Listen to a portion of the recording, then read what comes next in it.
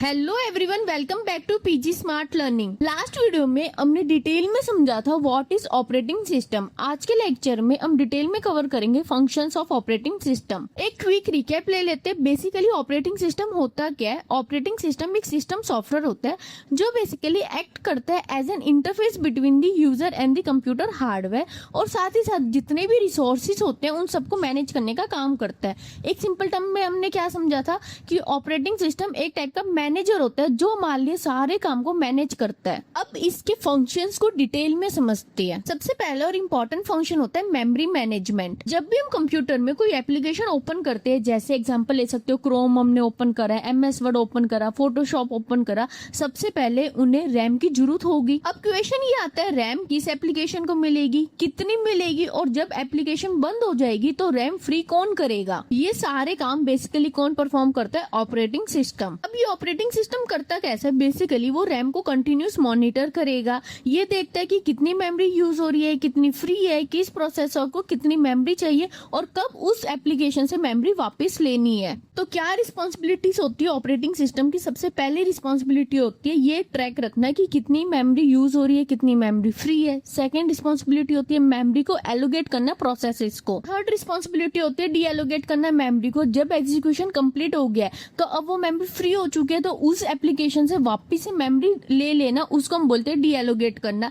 And fourth आती है prevent करना मेमोरी कन्फ्लिक्ट। इसके रियल लाइफ एग्जांपल क्या हो सकता है? जैसे कि हॉस्टल के वार्डन्स, वो बेसिकली किस चीज का ट्रैक रखेंगे कि कितने रूम फ्री है, कितने रूम यूज हो रहे हैं, किस स्टूडेंट को रूम एलोकेट करना है, किस स्टूडेंट से रूम ले लेना है वापस से, मतलब कि डी एलोकेट करना है। क्योंकि अगर स्टूडेंट ने हॉस्टल छोड़ दिया तो इसका मतलब क्या हुआ? उस स्टूडेंट से उस कमरे को वापस लेना है। तो ये सारा काम कौन करता है? हमारे हॉस्टल का वार्डन। सेम वे में ये काम कंप्यूटर में कौन करेगा? Operating system. आई होप आपको फर्स्ट फंक्शन समझ आ गया होगा। अब सेकंड फंक्शन को समझते हैं, प्रोसेसर मैनेजमेंट। मान लीजिए आप एक साथ मल्टीपल काम कर रहे हो, मतलब कि आप यूट्यूब भी देख रहे हो, सॉन्ग भी सुन रहे हो, फाइल को भी डाउनलोड कर रहे हो, लेकिन आपके पास सीपीयू तो एक है।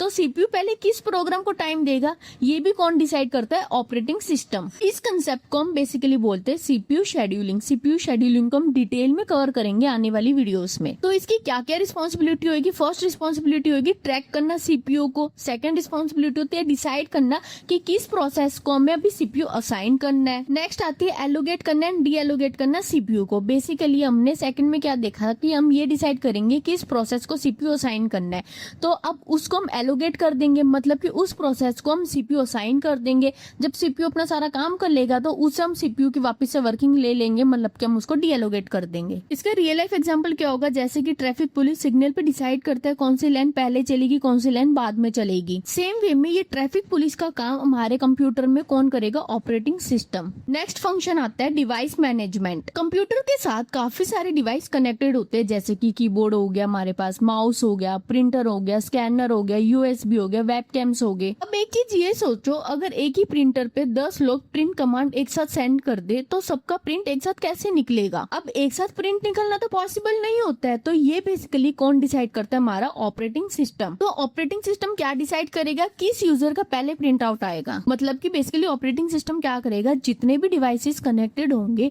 उन सब डिवाइसेस को मैनेज करेगा ताकि कोई भी कंफ्लिक्ट ना हो। और अगर एक ही डिवाइस पे मल्टीपल हमारे पास रिक्वेस्ट आ रही है तो उन रिक्वेस्ट को भी शेड्यूल करना कि किसकी रिक्वेस्ट पहले प्रोसेस होगी, किसकी बाद में प्रोसेस होगी, ये भी किसका काम होता है? ऑपरेटिंग सिस्टम का। तो सबसे पहले रिस्पॉन्सिबिलिटी क्या आती है? डिवाइसेस का ट्रैक रखना, मतलब कि ये देखना कि कौन से डिवाइस अभी यूज हो रहे हैं, कौन से डिवाइस अभी फ्री है। नेक्स्ट आता है डिवाइस ड्राइवर का यूज करना। डिवाइस ड्राइवर को भी हम डिटेल में समझेंगे। डिवाइस को एलोकेट करना, डिवाइस को डी एलोकेट करना। एलोकेट तब करेंगे जब यूजर के हमारे पास रिक्वेस्ट आएगी कि उसको उस डिवाइस से कोई काम परफॉर्म करना है। जब काम परफॉर्म हो जाएगा, अब यूजर को उस डिवाइस की जरूरत नहीं है तो उसे डिवाइस की वापस से परमिशन ले लेना, उसको हम बोलते हैं डी एलोकेट करना। अब इसका रियल लाइफ एग्जांपल क्या होगा? हम डेली बेसिस पे मोस्टली यूज करते प्रिंटर्स को।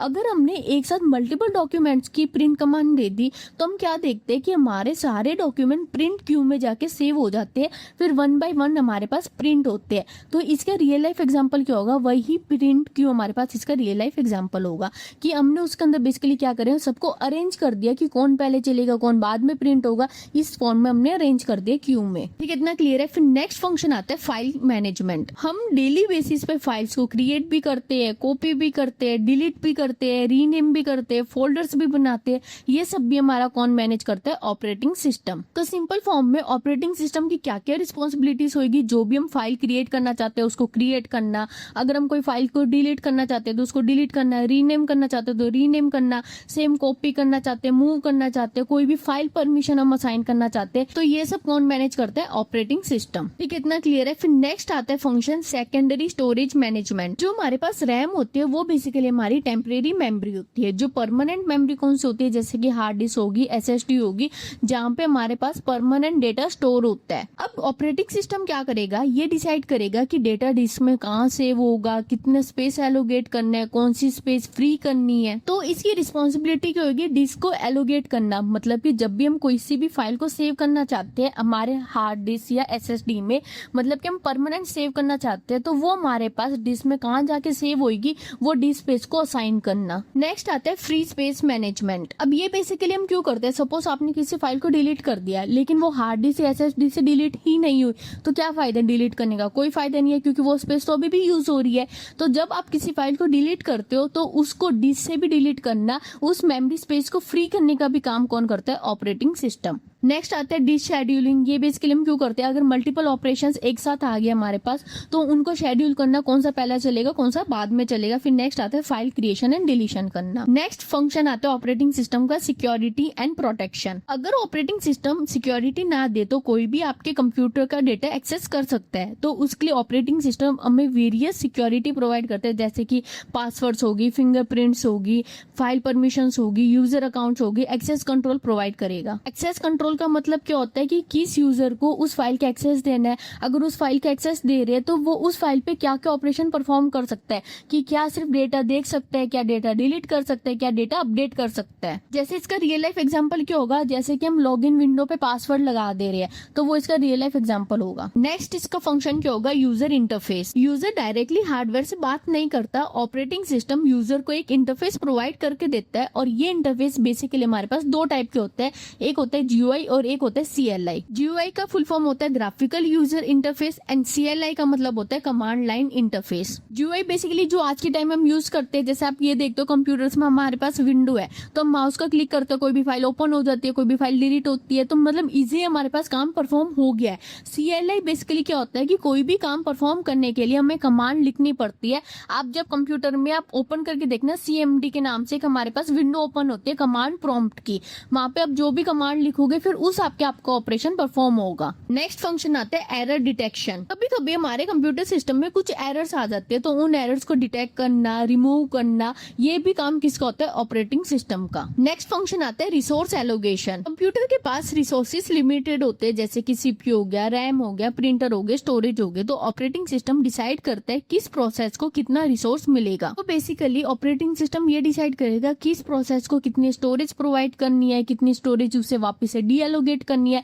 मतलब कि सिंपल फॉर्मेट में उस प्रोसेस को रिसोर्स एलोकेट करना, रिसोर्स डी एलोकेट करना। नेक्स्ट फंक्शन आता है जॉब अकाउंटिंग। लार्ज ऑर्गेनाइजेशन में ऑपरेटिंग सिस्टम रिकॉर्ड रखती है किस यूजर ने कितना सीपीयू यूज करा है, कितनी मेमोरी यूज करी है, कितनी डिस्क स्पेस यूज हुई है। इसमें बेसिकली ऑपरेटिंग सिस्टम की क्या रिस्पॉन्सिबिलिटी होती है? सीपीयू यूसेज हो गया, मेमोरी यूसेज हो गया, डिस्क यूसेज हो गया, यूजर स्टैटिस्टिक्स हो गया, इन सबका रिकॉर्ड रखना। तो इसका रियल लाइफ एग्जांपल जैसे क्या हो सकता है? कंप्यूटर लैब में हम रिपोर्ट्स मैनेज करके रखते हैं, सेम वे में ऑपरेटिंग सिस्टम भी रिपोर्ट मैनेज करके रखेगा। नेक्स्ट फंक्शन आता है परफॉर्मेंस मॉनिटरिंग। तो ऑपरेटिंग सिस्टम कंटिन्यूसली ये मॉनिटर करता है सीपीयू कितना बिजी है, रैम कितनी यूज हो रही है, डिस्क की कितनी स्पीड आ रही है, कि क्या हमारा सिस्टम स्लो हो रहा है या नहीं हो रहा है। तो इसमें ऑपरेटिंग सिस्टम की क्या क्या रिस्पॉन्सिबिलिटी होगी? CPU utilisation, memory utilisation, disk performance, response time. Response time basically क्या होता है कि कितनी देर में यूजर को रिस्पॉन्स मिले जब उसने कोई ऑपरेशन परफॉर्म करा है। नेक्स्ट फंक्शन आता है coordination between user and software. Operating system user और सॉफ्टवेयर के बीच कोऑर्डिनेशन मेंटेन करता है, जैसे कि कंपाइलर्स हो गए, इंटरप्रिटेटर्स हो गए, असेंबलर्स हो गए, एप्लीकेशंस होगी,